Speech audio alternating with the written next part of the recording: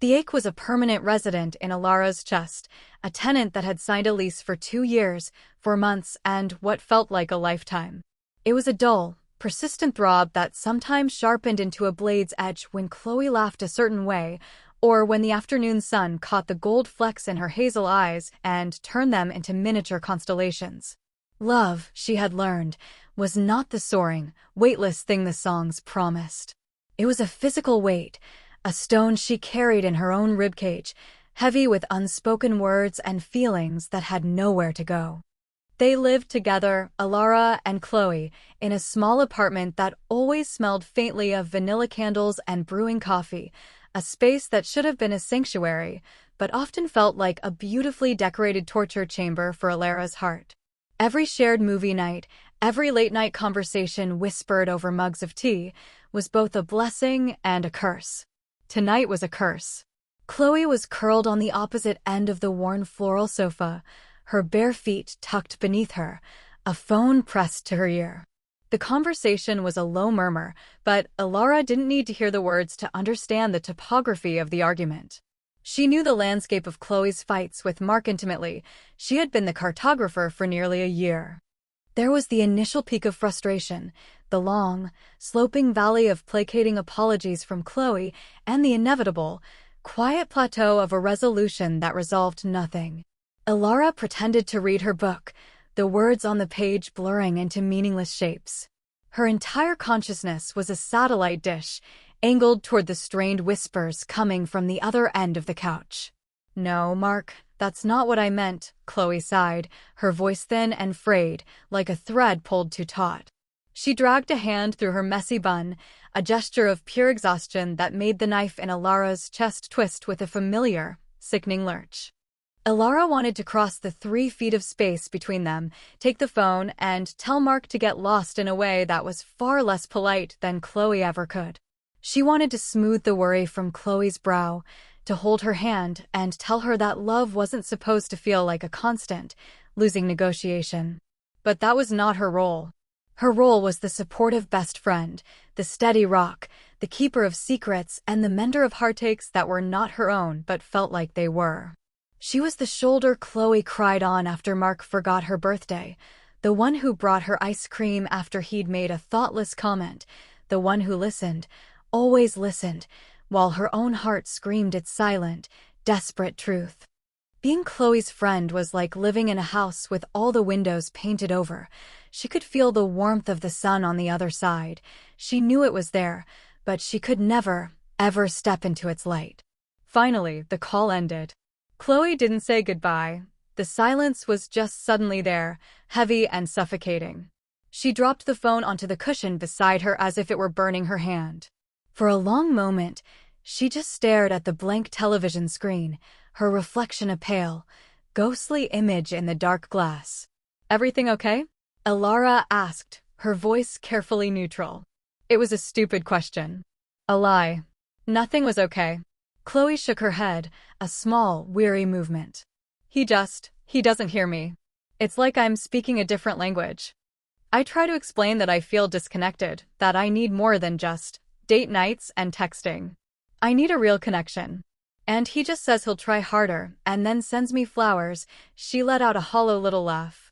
"I have 3 vases of I'm trying harder roses in my room right now. Our apartment looks like a funeral home." Alara's heart clenched. A real connection. The words echoed in the space between them. Alara felt a connection to Chloe that was so real, so profound. It felt like a physical cord tying their souls together. She knew what Chloe was going to order for takeout before she even looked at the menu. She knew the specific cadence of Chloe's footsteps that meant she'd had a bad day.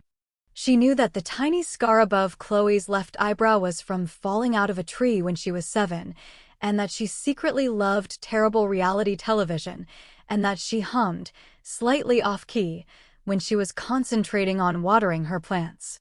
Alara knew the million tiny, insignificant, breathtakingly important details that made Chloe who she was. And Mark knew to send flowers. The injustice of it was a bitter pill on her tongue. "I'm sorry, Chloe," she said, the words feeling pitifully inadequate. "It's not your fault." Chloe finally turned to look at her, and the raw unhappiness in her eyes was a punch to the gut. "It's mine. I'm the one who keeps pretending this is working. It's like I'm playing a part. The good girlfriend. The easygoing one. But I'm so tired of the costume." She hugged her knees to her chest, making herself smaller. "Sometimes I feel like he's not even in a relationship with me. He's in a relationship with the idea of a girlfriend he's created in his head." Ilara's book lay forgotten in her lap. This was the part where she was supposed to offer sage advice. She was supposed to say something comforting, something wise. Relationships are hard work. Maybe you just need to communicate better. Give him another chance. The words were there, lined up on her tongue, the standard script for the supportive friend. But they wouldn't come out. They felt like poison. How could she encourage Chloe to keep trying with a man who was so clearly a placeholder, a comfortable habit that was slowly draining the light from her eyes? How could she do that when every selfish, desperate cell in her body was screaming, "Leave him. Choose me. Let me show you what real love feels like." Instead, she just watched as a single tear escaped and traced a glistening path down Chloe's cheek. And without thinking, Ilara reached out, her fingers gently brushing the tear away. The contact was electric, a jolt of lightning that shot up her arm and straight to her heart. Chloe's skin was impossibly soft. Chloe leaned into the touch, her eyes fluttering shut for a fraction of a second, a silent surrender that stole Ilara's breath. It was a moment that lasted no longer than a heartbeat, but felt as expansive as an eternity. Then, as quickly as it happened, it was over. Ilara pulled her hand back as if burned, her fingers tingling with the ghost of the connection. Chloe's eyes opened, a universe of confusion and sadness swirling within them. The air crackled with everything that was unsaid, a tension so thick Ilara felt she could taste it. "I should probably go to bed," Chloe whispered, her voice husky. She didn't move. "Yeah," Ilara whispered back, her own body frozen in place. "Me too." Neither of them moved. They just sat there, on opposite ends of the sofa, separated by a chasm of 3 feet and 2 years of unspoken love, the silence screaming louder than any words ever could. The stone in Ilara's chest felt heavier than ever, and she wondered, not for the first time, if it would eventually just crush her from the inside out. This stasis, this painful, beautiful, impossible friendship, was the only world she had with Chloe, and she was terrified that one wrong move, one honest word, would shatter it into a million irreparable pieces. So she stayed silent, as she always did, and watched the woman she loved slowly fade behind a veil of unhappiness she was powerless to lift. The door slammed shut just after midnight, a sound so violent it seemed to shake the very foundations of their small apartment. Ilara, who had been drifting in a shallow, restless sleep, shot upright in bed, her heart hammering against her ribs like a trapped bird. She knew, with a gut-wrenching certainty, what that sound meant. It was the sound of an ending. Footsteps, heavy and frantic, pounded in the hallway before her bedroom door creaked open. A sliver of light cut through the darkness, framing Chloe's silhouette. She was just standing there, her shoulders shaking with silent sobs, her arms wrapped around herself as if she were the only thing holding her together. "Chloe." Ilara's voice was a raw whisper, thick with sleep and alarm. That was all it took. The dam broke. A choked, ragged sound tore from Chloe's throat, and she stumbled into the room, collapsing onto the foot of Ilara's bed. The sobs were huge, body-racking convulsions of grief and rage, and something that sounded terrifyingly like relief. Ilara scrambled across the mattress, her own fatigue vanishing in a surge of adrenaline. She wrapped her arms around Chloe's trembling form, pulling her close. Chloe buried her face in the crook of Ilara's neck, her tears soaking the thin cotton of her t-shirt, her fingers clutching at Ilara's back with desperate strength. "It's over," Chloe gasped between sobs, the words muffled against Ilara's skin. "I ended it. I finally did it." Ilara's heart performed a painful, complicated gymnastic routine in her chest. There was a fierce, soaring joy that she immediately felt guilty for, a brutal pang of empathy for Chloe's pain, and an overwhelming, protective urge to just hold her until all the broken pieces fit back together. She just held on tighter, stroking Chloe's hair, murmuring soothing nonsense. "Sure, it's okay. I've got you. You're okay." They stayed like that for a long time, the storm of Chloe's crying slowly subsiding into shuddering breaths and quiet sniffles. The room was dark and still, the only sounds the ticking of the clock on the nightstand and their shared breathing.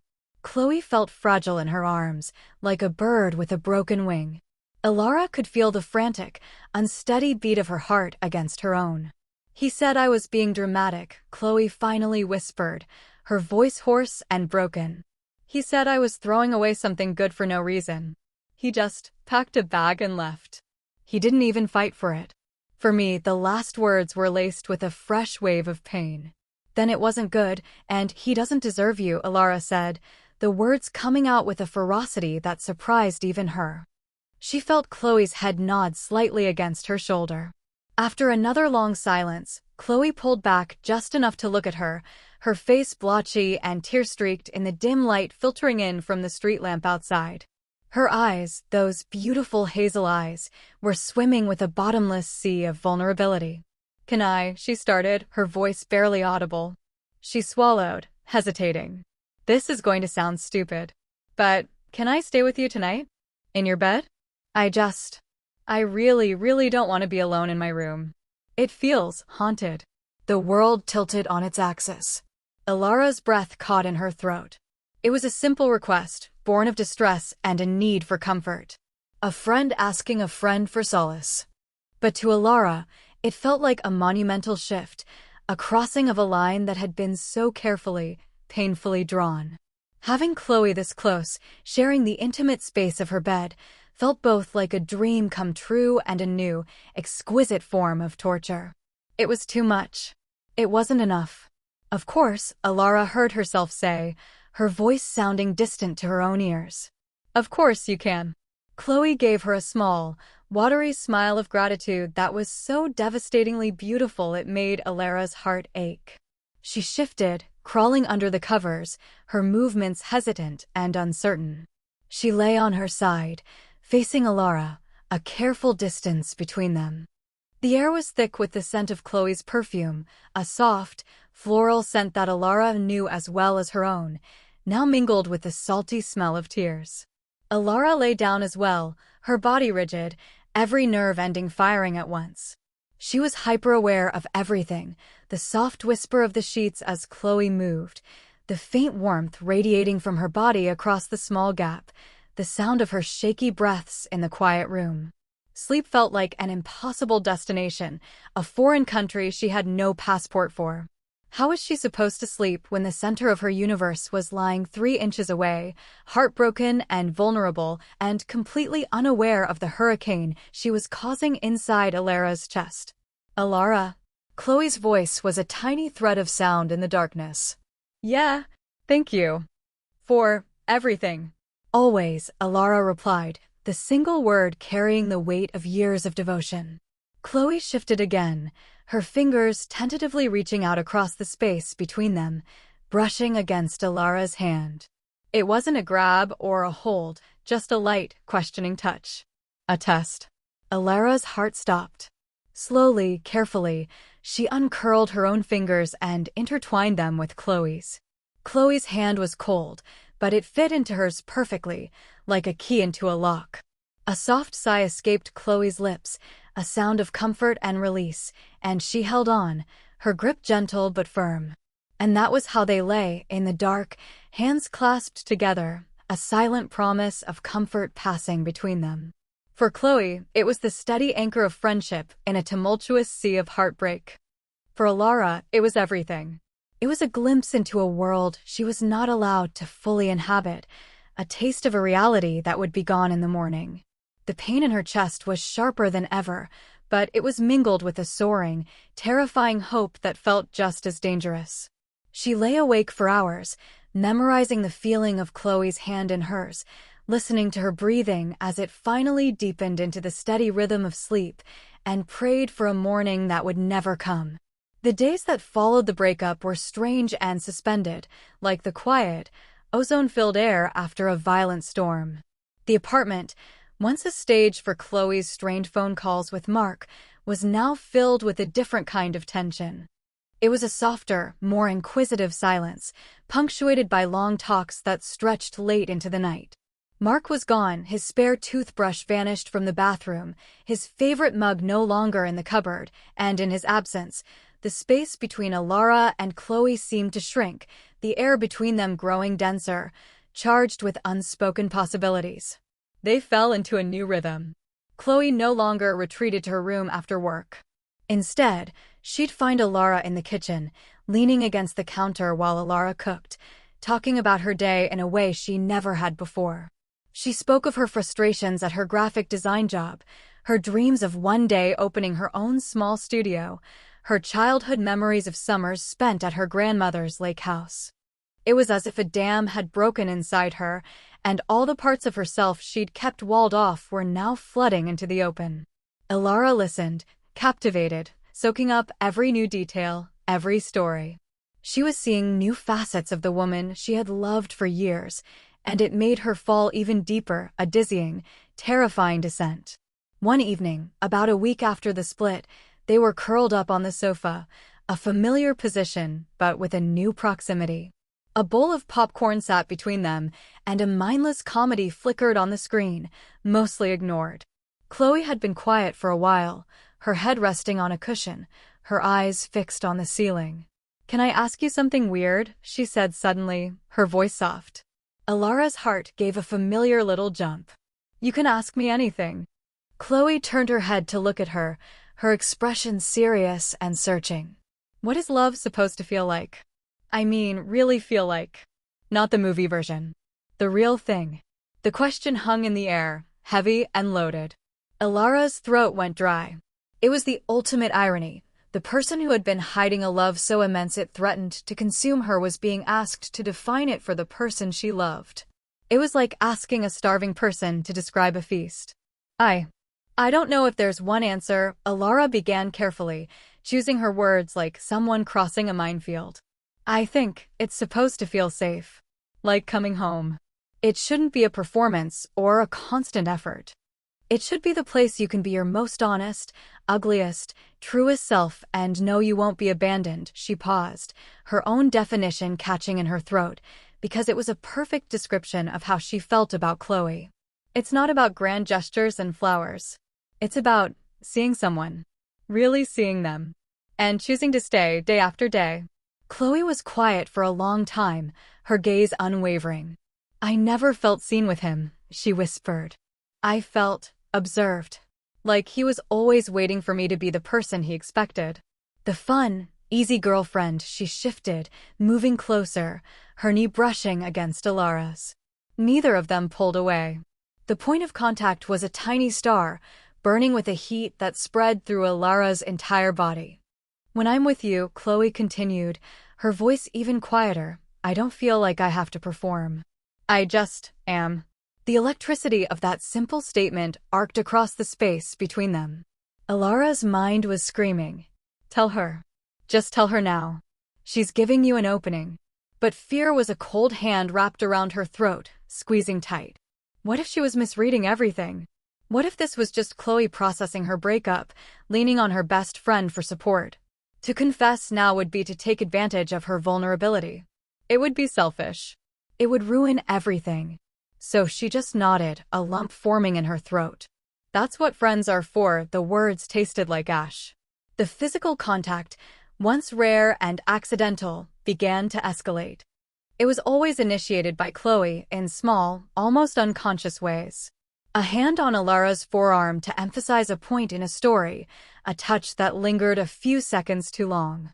Her head finding its way to Alara's shoulder during a movie, her soft hair tickling Alara's cheek. One afternoon, as they were cooking dinner together in the small kitchen, their hands brushed as they both reached for the salt. Instead of pulling back, Chloe's fingers gently, deliberately, laced through hers for a brief, breathtaking moment before she let go. Alara's heart felt like it was going to beat its way out of her chest. Each touch was a question Chloe didn't seem to know she was asking, and a jolt of pure agony for Alara, who knew she couldn't answer. The most potent moments were the quiet ones. Alara started noticing a change in the way Chloe looked at her. It was subtle at first, a new softness in her gaze, a lingering quality to her attention. Alara would be reading on the armchair, and she'd look up to find Chloe watching her from the sofa, a strange, contemplative expression on her face. When Alara would meet her eyes, Chloe would offer a small, shy smile and look away, a faint blush coloring her cheeks. Then came the moment that shattered Alara's carefully constructed composure. They were sitting at the kitchen table, drinking tea, the late afternoon sun slanting through the window and illuminating the dust motes dancing in the air. Alara was telling a funny, rambling story about a disastrous work meeting, gesticulating with her hands, feeling relaxed and easy in Chloe's presence.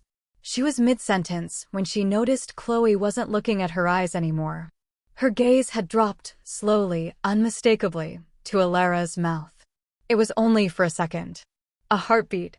But in that second, the entire world stopped. The air grew thick and heavy. The sounds of the city outside faded into a distant hum. Alara's words died on her lips. She saw the flicker in Chloe's eyes, the slight parting of her lips, the almost imperceptible intake of breath. It was a look of raw, unguarded curiosity, of want. And then it was gone. Chloe blinked, her gaze snapping back up to meet Alara's, her cheeks flushing a deep crimson. She quickly took a sip of her tea, her hand trembling slightly. "Sorry," she mumbled, looking down into her mug. "I lost my train of thought. What were you saying?" But Alara couldn't remember. Her own mind was a blank slate, wiped clean by that single, earth-shattering look. Something had shifted, fundamentally and irrevocably. The subtext that had been simmering beneath the surface for weeks had just boiled over. This was no longer just friendship.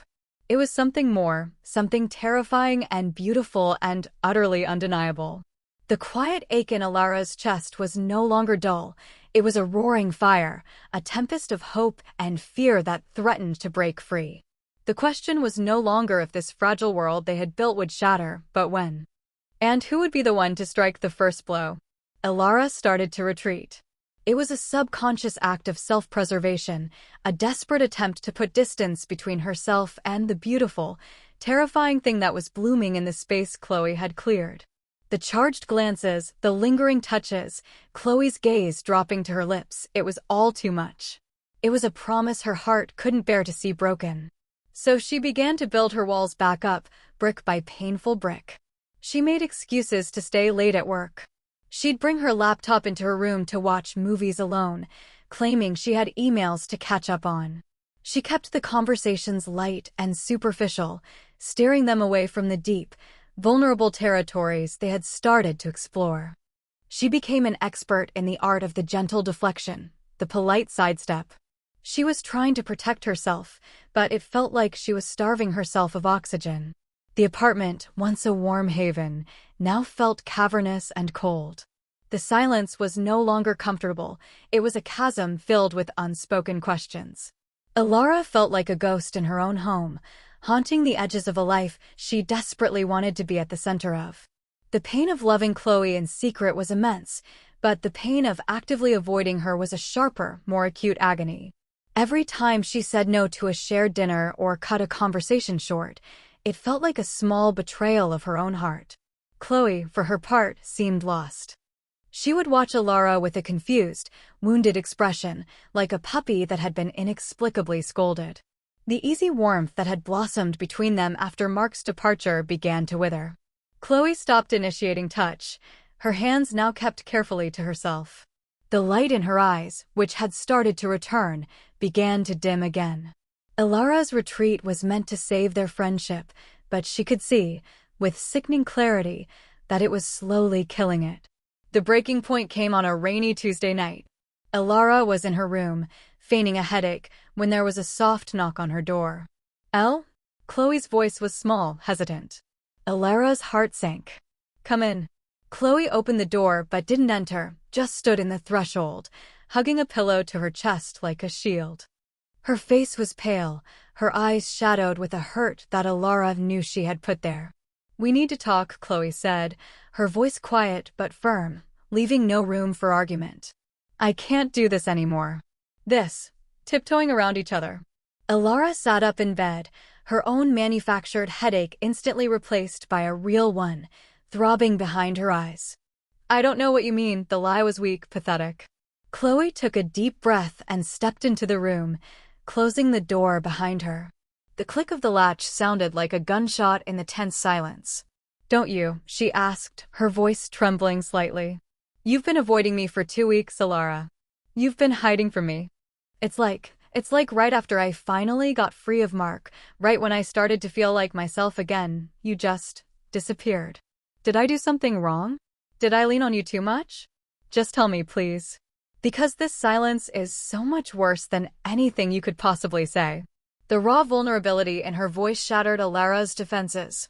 The walls she had so carefully constructed crumbled into dust. She looked at Chloe, at this wonderful, brave, beautiful woman standing in her bedroom, looking utterly lost, and she knew she couldn't lie anymore.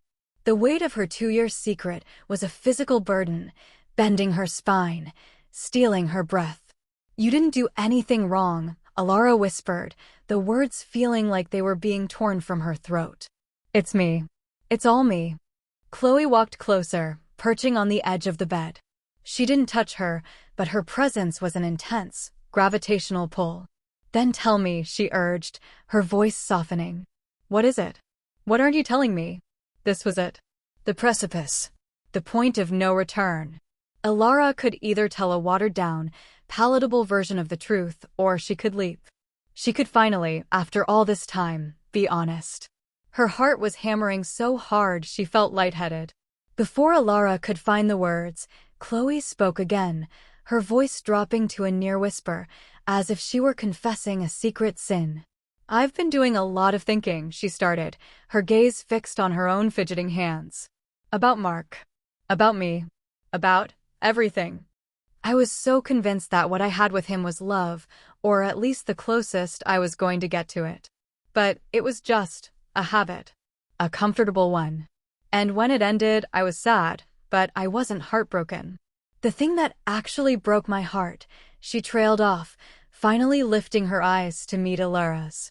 They were shining with unshed tears. The thing that broke my heart was the thought of losing you. Alara couldn't breathe. The air had been sucked from her lungs. I feel more like myself with you than I ever did with him, Chloe continued, the words tumbling out now, a cascade of discovery. I feel safe. I feel seen. And after he left, I started feeling other things. Things I didn't understand.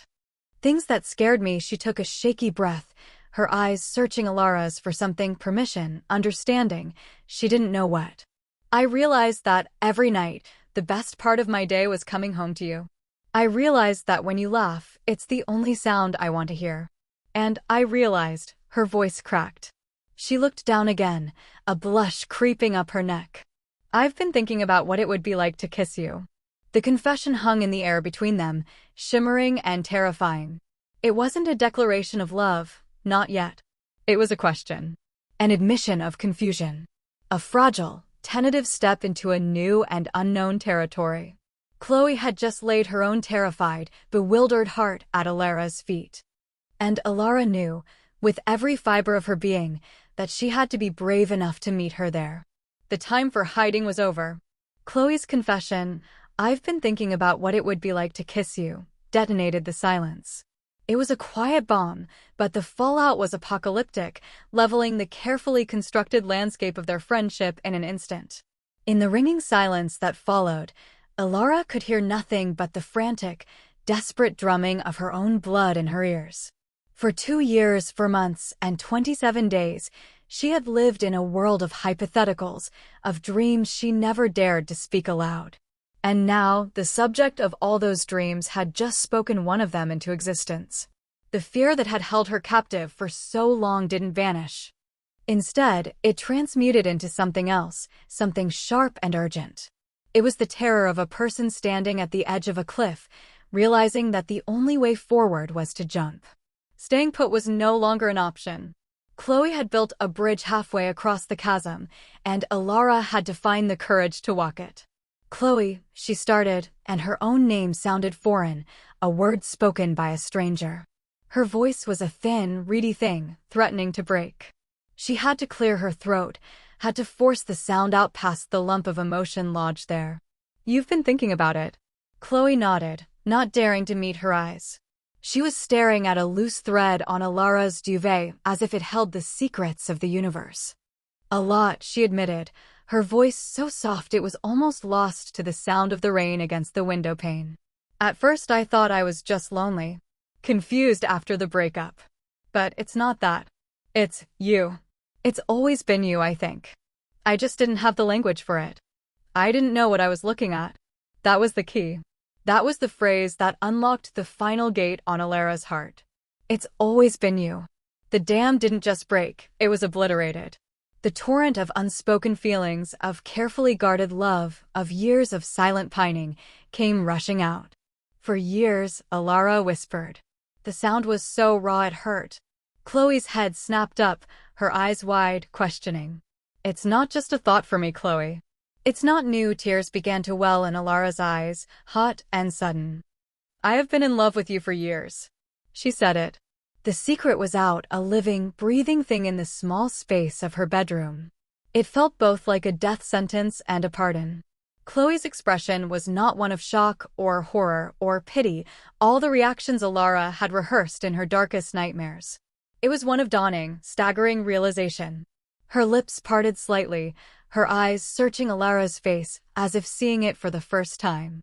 The puzzle pieces were clicking into place, the last 2 years of their friendship reconfiguring in her mind, seen through this new, brilliant, terrifying lens. "Oh," Chloe breathed, the word a soft puff of air. She said it again, this time with more weight, more understanding. "Oh," her hand, which had been resting on the bed between them, rose as if of its own accord, her fingers trembling as they came to rest on Alara's cheek. Her touch was featherlight, questioning. "All this time," she asked, her voice filled with a disbelieving wonder. "All those nights I cried to you about Mark, you were in love with you," Alara finished, a tear finally escaping and tracing a hot path down her cheek. She didn't bother to wipe it away. Every single second. A look of profound sadness and regret crossed Chloe's face. "I'm so sorry," she whispered. "I was so blind." "Don't be," Alara said, her voice thick. "You didn't know." "But I should have," Chloe insisted, her thumb stroking Alara's cheek, wiping away the tear. I think a part of me did. I think I was measuring every relationship against what I had with you, this easy, perfect thing, and they all came up short. I was just too scared to ask myself why." Her eyes, luminous with tears of her own, dropped to Alara's lips. This time, there was no hesitation, no shy flicker. Her gaze was direct, full of intent. "That's what this is," she whispered, more to herself than to Alara. "It's not just confusion. It's you." The space between them collapsed, the air growing thin and charged. Alara's entire world had shrunk to the few inches separating their faces, to the warmth of Chloe's hand on her skin, to the soft, shaky breaths they were now sharing. "Alara," Chloe whispered, her name a prayer. "Can I kiss you?" It was the gentlest question Alara had ever heard, but it landed with the force of a physical blow. It was permission. It was consent. It was the final, beautiful, terrifying step onto the bridge. Alara couldn't find her voice, so she just nodded, a small, jerky movement. Chloe leaned in slowly, giving Alara every chance to pull away. Her eyes were still open, searching Alara's, a silent, final confirmation. And then her eyes fluttered shut and her lips, soft and hesitant, brushed against Alara's. It wasn't a firework. It was the gentle click of a lock finding its key. It was a quiet rightness, a sense of coming home that was so profound it made Alara's knees feel weak. The first touch was tentative, a soft, chaste press of mouths, full of questions and years of unspoken longing. It was the taste of salt from their tears and the faint, sweet flavor of the tea they'd had hours ago. Then Alara's hand came up to cup the back of Chloe's neck, her fingers tangling in her soft hair, and she tilted her head, deepening the kiss. It was no longer a question. It was an answer. All the pain, All the waiting, all the lonely nights, and the bitten-back words poured into that single, desperate, beautiful motion. Chloe let out a soft sound, a sigh of surrender and relief, and her arms went around Alara's waist, pulling her closer until there was no space left between them at all. The kiss became more certain, more urgent. It was a conversation held without words, a story of two souls finally finding their counterpart. It was clumsy and perfect, desperate and gentle, a frantic exploration and a peaceful arrival all at once. The world outside, the rain, the city, their pasts, it all melted away into an indistinct blur. There was only this. Only them.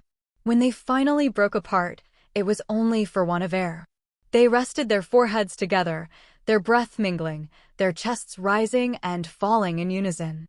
Chloe's eyes were still closed, a small, wondrous smile playing on her lips. Wow, she breathed out, the words soft and full of awe. Yeah, Alara managed to reply, her own voice shaky.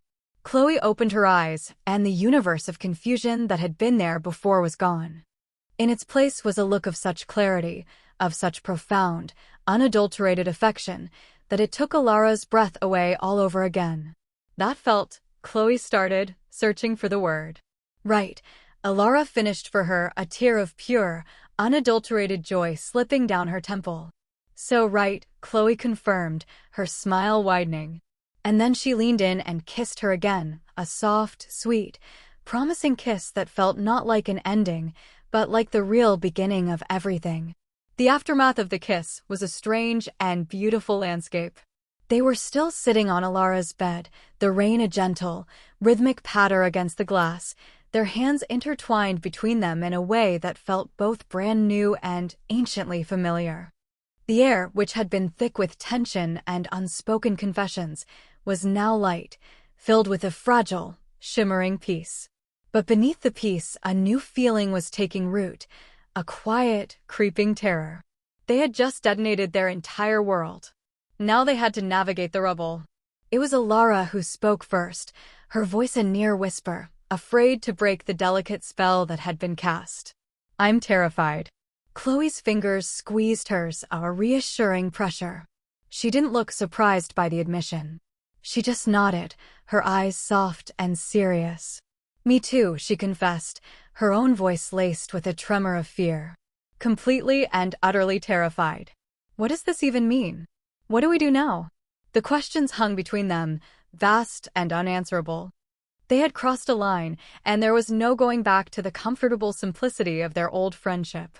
They were in uncharted territory now, without a map or a compass, only this new, brilliant, frightening feeling to guide them.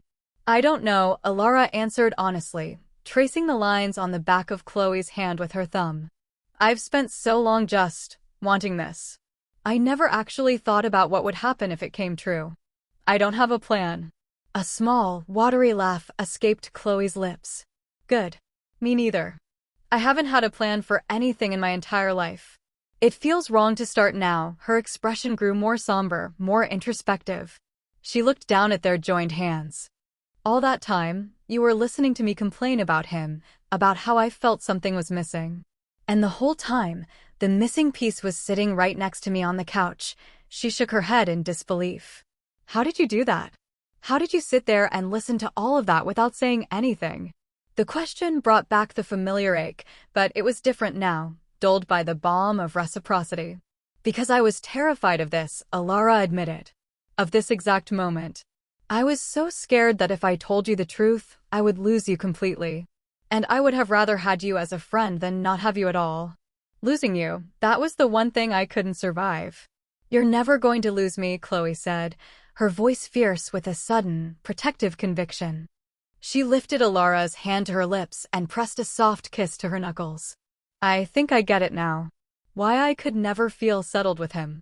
It was like I was always performing, always trying to fit into a role that didn't quite fit. The girlfriend, I was saying the right lines, doing the right things, but my heart wasn't in it. Because my heart," she paused, looking directly into Alara's eyes, her own shining with the clarity of her revelation. "My heart was already home. It was here with you. I just didn't know it." The simple, profound honesty of her words was a gift. It was absolution for all the moments of pain, validation for all the silent longing. Chloe was rewriting their history, recontextualizing her past through the lens of their present, and in doing so, she was healing a part of Alara that she didn't even know was still broken. I used to get so frustrated, Chloe continued, a frown creasing her brow as she looked back. I'd get mad at Mark for not understanding what I needed, for not being able to comfort me in the right way. But it wasn't fair. It was impossible. I was asking him to be you. The way you listen without trying to fix things, the way you know I need to before I even know it myself, the way you can make me laugh when all I want to do is cry. I was measuring him against you, and he never stood a chance. No one ever would have. Alara felt a fresh wave of tears prick her eyes, but these were tears of relief, of a deep, soul-shaking understanding. All the little moments of confusion, all the times she'd wondered why Chloe seemed to be searching for something, it all made sense now. So, Alara said, her voice still shaky. What now? Chloe took a deep breath, a breath that seemed to fill her with a new resolve. Now, we figure it out. Together, she offered a small, brave smile. We take it one day at a time. We'll probably be awkward and weird and mess it up 100 times. And I have to figure out a lot about myself. This is all new to me. But the one thing I know, the only thing I'm absolutely sure of in this entire world right now, is that I don't want to do it without you. It wasn't a perfect, fairy tale promise. It was better. It was real. It was an acknowledgement of the fear and the uncertainty, but a commitment to facing it side by side. It was a decision, a conscious choice to try. Okay, Alara whispered, a real smile finally breaking through, a smile that reached her eyes and felt like the sun coming out after a long, dark storm. One day at a time. Okay, Chloe echoed, her own smile matching Alara's. They didn't have the answers. They didn't know what the future held or what challenges they would face. But as they sat there in the quiet intimacy of the bedroom, with the rain softly falling outside, they had each other. And for the first time in a very, very long time, Alara felt a profound sense of peace settle in her chest, right where the ache used to be. The stone was gone. In its place, something light and hopeful was beginning to grow. 3 weeks later, the morning light was soft and forgiving, filtering through the blinds and painting pale stripes across the bedroom wall. The air in the apartment was different now. The fragile, tentative peace of that first night had solidified into a comfortable, easy rhythm. It was a rhythm built on stolen kisses over the kitchen counter, hands that found each other unconsciously while watching television, and long, rambling conversations that lasted until their eyes grew heavy with sleep. It was a rhythm that felt as natural and essential as breathing. Alara woke slowly, drawn from a deep and dreamless sleep by the rich, comforting scent of brewing coffee. She stretched, a contented sigh escaping her lips, her body feeling warm and languid. She wasn't alone in the bed. She hadn't been alone in it for 21 nights. She rolled onto her side and smiled. Chloe was already gone, but the impression of her head was still on the pillow beside her, and the sheets still held her warmth. The constant, low-level anxiety that had been Alara's companion for years was gone, replaced by a quiet hum of happiness that resonated deep in her bones. She pushed herself out of bed, her feet finding the familiar cool of the hardwood floor. As she padded out of the bedroom and into the living area, the scene that greeted her made her heart do a familiar, joyful little flip. Chloe was standing in the kitchen, her back to her, humming that same slightly off-key tune she always did when she was focused. The sunlight caught in her hair, turning the strands into a halo of spun gold. She was wearing a pair of her own sleep shorts, but the top she had on was Alara's, an old, faded gray university hoodie, the one that was 2 sizes too big and impossibly soft from years of wear.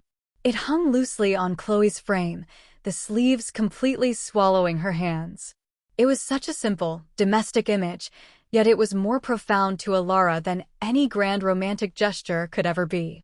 It was a symbol of their new reality, of the casual intimacy they had built. It was a claim, a quiet declaration of belonging.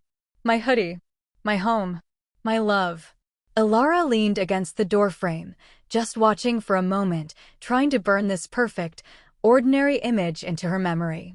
She thought back to a playful conversation they'd had months ago, long before the breakup, long before the kiss. Chloe had been teasing her about a secret crush Alara had in college. "Come on, you have to tell me who it was," Chloe had prodded, a mischievous glint in her eye. "Never," Alara had said, laughing. "It's my one great secret." "I have secrets too, you know," Chloe had replied, leaning in conspiratorially. "And I'll never tell."